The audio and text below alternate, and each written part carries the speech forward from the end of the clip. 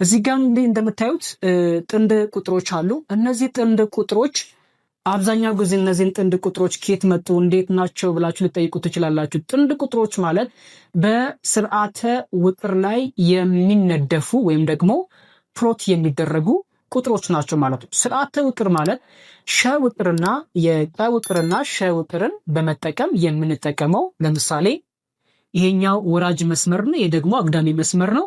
ይሄኛውን ሸ እንለዋለን፣ ይሄኛው ደግሞ ቀ ውቅር እንለዋለን ማለት ነው። ስለዚህ የመጀመሪያዊቷን ቁጥር ሲሰየም ነው ይሄንን ሸ ውቅር ላይ እንሰይመዋለን። ለምሳሌ እዚህ ጋር አንድ ቢሆን ቀጣይ ደግሞ እዚህ ጋር ያለችዋን የሁለተኛ ቁጥር ደግሞ ቀ ውቅር ላይ ነው። ስለዚህ ሁለት ቁጥር እዚህ ጋር ቢሆን ስለዚህ እነዚህ ምኖች ናቸው ማለት ነው። ስርዓተ ውቅር ላይ የምናስቀምጣቸው ምኖች ናቸው? ቁጥሮች ናቸው። ስለነዚህ ምናልባት ሌላ ጊዜ ሐሳብ እናነሳበታለን ማለት ነው። በቀጥታ ወደ ጥያቄያችን እንሄዳለን። እነዚህን ጥንድ ቁጥሮችን እንዴት አድርገን እዚህ ጋር እንዳስቀመጥናቸው የምንመለከተው እንግዲህ የመጀመሪያዎቹ ቁጥር እንደነገርኳችሁ ይሄኛው ሸ ነው። እዚህ ጋር ሸ እዚህ ጋርም ሸ ነው። ስለዚህ ሸ ውቅር ላይ የሚቀመጡ ቁጥሮች 1 2 3 4 5 እነዚህ ቁጥሮች ይቀመጣሉ ማለት ነው። ሌላኛው ደግሞ ሁለተኛው ቁጥር ደግሞ ሁለተኛው ጥንድ ቁጥር ላይ ከጥንድ ቁጥር ሁለተኛ ላይ ያለው ማለት ነው 2 4 6 እና 8 2 4 6 8 10 እያሉ እነዚህን ቁጥሮች ደግሞ ቀ ውቅር ላይ የምናገኛቸው ቁጥሮች ናቸው። ስለዚህ አሁን ወደ ተጠየቀው ጥያቄ ነው የምንሄደው ማለት ነው። የወደረኝነት ቀመሩ እንዴት ማወቅ እንችላለን የሚለውን እናነሳለን።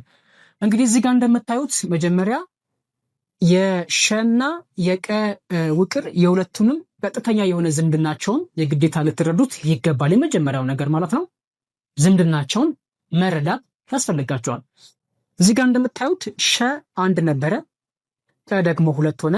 ሸ በአንድ ጨምሮ ከፍ አለ፣ ቀ ደግሞ በስንት ከፍ አለ? በሁለት። እዚህ ጋር 3 እዚህ ጋር 6። ስለዚህ የሸ ውቅር እየጨመረ በሄደ ቁጥር የቀ ውቅር እየጨመረ ነው የሚሄደው። ስለዚህ ምን ማለት ነው? ቀጥተኛ የሆነ ዝምድና አላቸው። ስለዚህ ምንድን ማለት ነው? ርቱ ወደረኛ ናቸው ሁለቱንም ማለት ነው። ስለዚህ ቀ እኩል ይሆናል 2 ነው ማለት ምን ማለት ነው? ይሄ 2 ሲባዛ በአንድ እንደማለት ነው። እንደገና እዚህ ጋር ቀ ስንት ሆነ ማለት ነው? 4 ሆነ።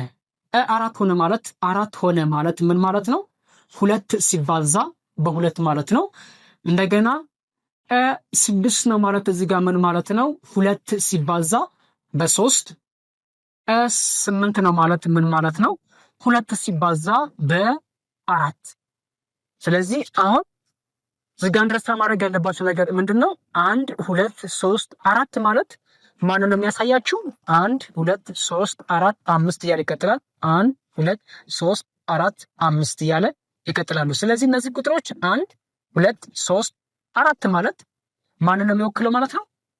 ሸ ነው የሚወክለው ማለት ነው። አሁን እየሰራን ያለ ነው የወደረኝነት ቀመሩ እንዴት መፈለግ እንደምትችሉ ነው አሁን እያሳየዋችሁ ያለሁት። ምናልባት ሚኒስትሪ ኤግዛም ላይ እንደዚህ ጥያቄዎችን ስለሚጠይቋችሁ ማለት ነው። ስለዚህ ይሄ ነው የሚመስለው። ስለዚህ እነዚህን 1 2 3 4 በማን ነው የሚተኩት ማለት ነው? በሸ እንተካቸዋለን ማለት ነው። ያ ማለት ምን ማለት ነው? ቀ እኩል ይሆናል። ይሄ ኮንስታንት ናቸው እነዚህ አልተቀየሩም። ኢ ተለዋዋጭ ናቸው። ስላልተቀየሩ 2 ነው የሚሆነው።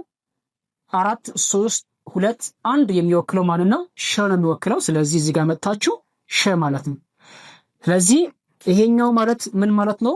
ይሄ የወደረኝነት ቀመር ነው። ይሄ የወደረኝነት ቀመሩን ያነሳላችኋል ማለት ነው። ከዚህ ውስጥ ደግሞ ይሄኛው 2 ቁጥር ማለት ደግሞ ማንን ነው? የወደረኝነት ምኑ ማለት ነው? መጣኝ። የወደረኝነት መጣኙ እንደዚህ አድርጋችሁ መረዳት ትችላላችሁ። ተማሪዎች በዚህ ቪዲዮ መልካም ነገር ወደ እናንተ እንዳደረስኩኝ ተስፋ አደርጋለሁ። ይህን ቪዲዮ ከወደዳችሁት ላይክ አድርጉ፣ ለተማሪዎችም እንዲደርሳቸው ሼር አድርጉላቸው። በቀጣይ ደግሞ እናንተ ሊጠቅማችሁ በሚችሉ በርካታ ቪዲዮዎች እንገናኛለን። ሁላችሁ በያላችሁበት እጅግ አድርጌ ነው የማመሰግናችሁ። መልካም ጊዜ እመኝላችኋል። ሐሳብ አስተያየትም ካላችሁ ኮሜንት ላይ ግለጹ። በቀጣይ ቪዲዮ እንገናኝ። ይመቻችሁ።